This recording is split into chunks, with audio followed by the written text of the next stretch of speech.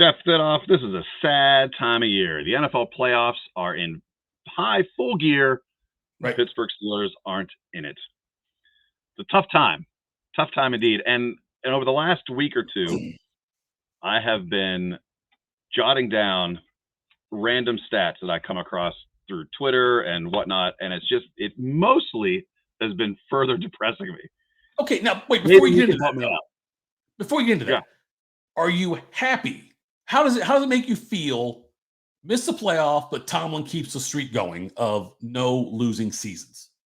So the streak it was always there in my mind. He'll tell you all he wants. He doesn't care about it. But it did become a little less important to me in that final month, or at least less important to me than physically watching this team get better, win or lose. Okay. Yep.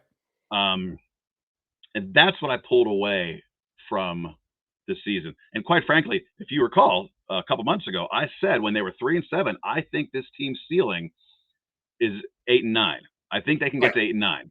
Right. And it would take an upset to get to 9-8. Sure. The one game I had them losing was the Raiders. So that, I guess, was an upset. It turned out not to be the upset because the Raiders weren't very good. Yes. That turned into the Ravens win on the road. That was, and quite frankly, it made up for the loss they had at home, which should never have happened. Right. Given all that went on statistically in that game. And in fact, now I'm greedy because that game would have propelled them into the playoffs. That would have got 10-7. They're in. Yep. Yeah. And it was a game that they could have won 4 different ways. Yeah. So 9-8, you would think I'd be pretty happy with the trajectory of the team. And yet it's just kind of gutted. The way they played with a rookie quarterback. I know. And listen, I'm happy with the season. I don't even think they would have gotten smoked against the Bills, not so much because of how well the Steelers were playing, but because of how the Bills kind of regressed, and they struggled against the Dolphins. They did. So I don't think the Steelers would have won. I think they could have kept it respectable. Sure. Unlike the previous year where, same thing, man. They rallied with a Jimmy Roethlisberger, and then they just got destroyed. So demolished. Yeah. I think they could have given the Bills a little excitement, but it does make me look forward to next year. The issue, of course, is the same issue that's been the issue all season, which is offensive coordinator Matt Canada. You surprised? No, because he's coming back. Not entirely. What does it take for that team to make major change, which has been their MO for 50 years, right? Like, they don't make major change, Adam. I know. But that's okay, though, isn't it? All right. So here's what I understand. I understand that when you have a rookie quarterback, and you have been getting better and improving, you do not necessarily want to disrupt that growth. Sure. I get that. One interception over his last 9 starts was an incredible turnaround. Najee Harris, limped into the beginning of the season with 360 yards in the first half of the season, almost doubled it with 6 touchdowns on the back end of the season. 2 1,000-yard seasons with an old quarterback and a brand new quarterback. Not bad. I know 1,000 is not the benchmark it used to be. Right, because you play 17 versus 14. But also, only Steeler ever to do it. So when you consider only back-to-back 1,000-yard seasons in his first 2 seasons. First 2 seasons, yeah. Say Franco's had back-to-back seasons, yes, but first 2, first 2. You're right. Yes. I got you. Okay. Offensive line continuity. The same 5 starters all season long. I believe Cole left the game twice with injuries, but he always started the next week. Mason Cole. 28 penalties in the first half of the season, 20 on the back end. Kevin Dotson was the most afflicted of those. 8 penalties the first half of the season, 4 on the back end. This is the one. This is where I started digging a little deeper. This is what I see. Really bizarre. Because you said you're depressed. These all sound like good numbers so far. I'm getting there. Okay. This was the most bizarre number to me because every game, they seem to get called for ineligible player downfield. Right. Other than the Eagles, who had 1 called in the postseason, So the Eagles had one more penalty of this. Steelers had the second most, but the Eagles had one extra game and had one of them called to the postseason. So they were tied. It's essentially regular season for seven ineligible players downfield. And Dotson, by the way, had three of them. So, but that too was cleaned up. I think they only had a 2 or 3 on the back end of the season. Easily fixed too, right? It's an easily fixed penalty. So like, yes, points per drive since the bye they had 2.1 something points per drive, which was matched the Ravens at the time. They were 10th in the league.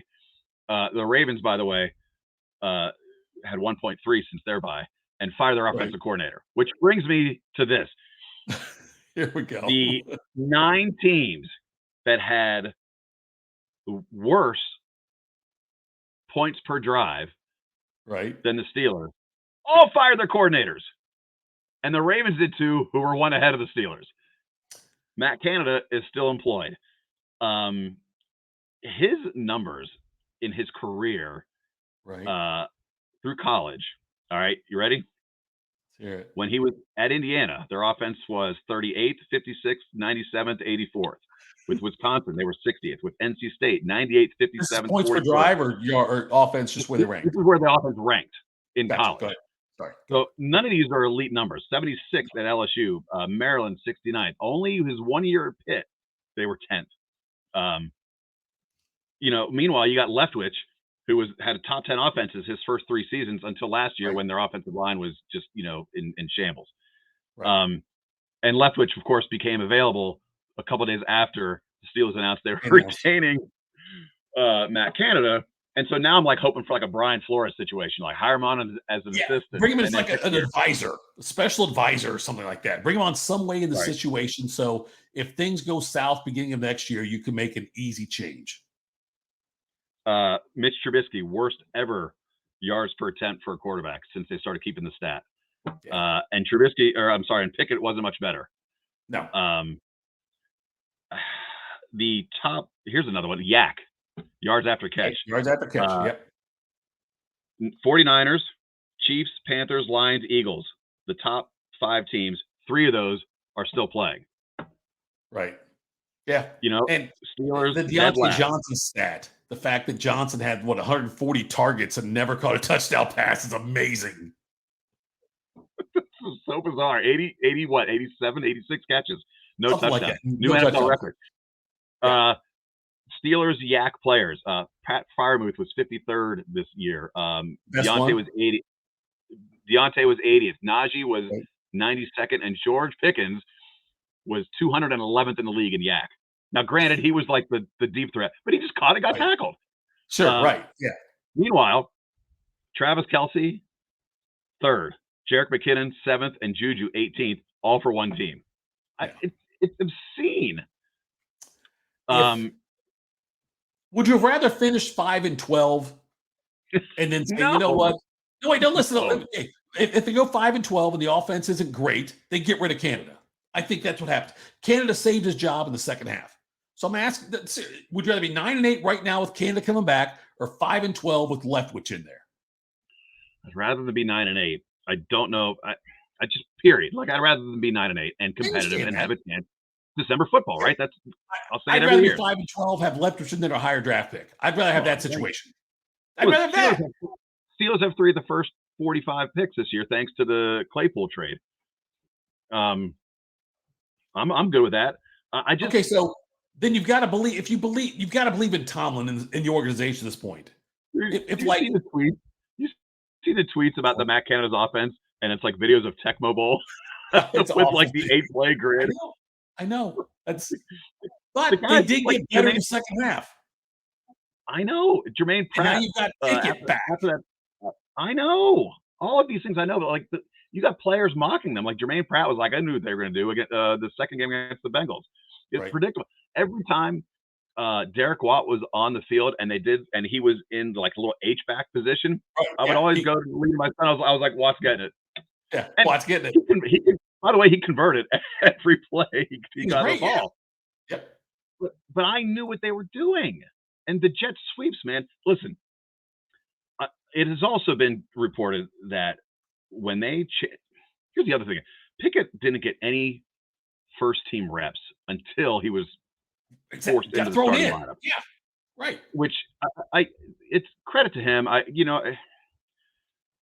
Uh, it, I That mean, pisses me off though.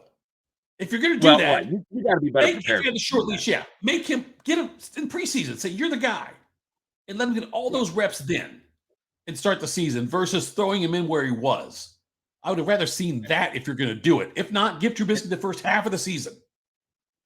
and didn't they have an extended week? Weren't they coming off a Thursday game too? I think they were, yeah, yeah. Well, they could have done it then. And Other or at least options.